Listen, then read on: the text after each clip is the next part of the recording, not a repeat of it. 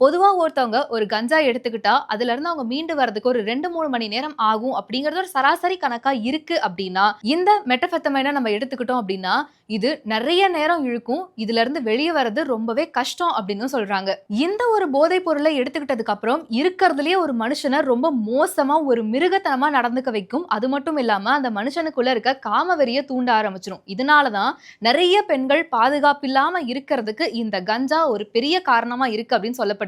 சரி, தமிழகத்துல கடந்த 2 ஆண்டுகள்ல மட்டும் இந்த மெத்தபெட்டமைன் போதைப் பொருள் வழக்குல நடந்த விஷயங்கள் என்னென்ன? எத்தன கேஸ் நடந்திருக்கு அப்படிங்கிறதுல ஒரு தோராயமா ஒரு சில விஷயங்கள பாத்துரலாமா? இந்த போதைப் பொருள்னு வரப்ப எக்கச்சக்க விஷயங்கள் நடந்திருக்கு. இதுல முக்கியமா சொல்லணும் அப்படின்னா, 1 வருடத்துக்கு முன்னாடி தமிழகத்துல நடந்த இந்த போதைப் பொருள் கடத்தல் வழக்குல கைதான சினிமா புரொடியூசர் மற்றும் முன்னாள் திமுக நிர்வாகியான ஜாஃபர் சாதிக் அவர்களுடைய வழக்கு. பிப்ரவரி 15ஆம் தேதி டெல்லியில இருக்கக்கூடிய அவென்டா நிறுவனத்துல மட்டும் கிட்டத்தட்ட 50 கிலோ மதிப்புள்ள இந்த மெத்தபெட்டமைன் போதைப் பொருள் அப்படின்னு சொல்லப்படுற சூடோபெரின் அப்படிங்கிற ஒரு போதைப் பொருளை பறிமுதல் பண்றாங்க.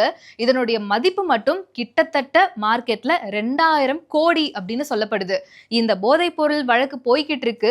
அங்க இருக்கக்கூடிய போதைப் பொருள் தடுப்பு பிரிவு அதிகாரிகள் சோதனை நடத்திக்கிட்டு இருக்காங்க. இந்த விஷயங்கள் எல்லாம் நடந்துகிட்டு இருக்கப்பவே இந்த பக்கம் சென்னையில இதே காரணத்துக்காக ஒரு 2 பேரை கைது பண்றாங்க. சென்னையை சேர்ந்த முஜிபுர் ரஹ்மான் மற்றும் விழுப்புரத்தை சேர்ந்த அசோக் குமார் இவங்க 2 பேரை கைது பண்ணதுக்கு அப்புறம் இவங்க கிட்ட விசாரணை நடத்துறப்பதான் தெரியுது இந்த போதைப் பொருள் வழக்குல பின்னாடி மூளையா செயல்பட்டது சினிமா புரொடியூசர் மற்றும் திமுகவினுடைய முன்னாள் நிர்வாகியான ஜாஃபர் சாதிக்.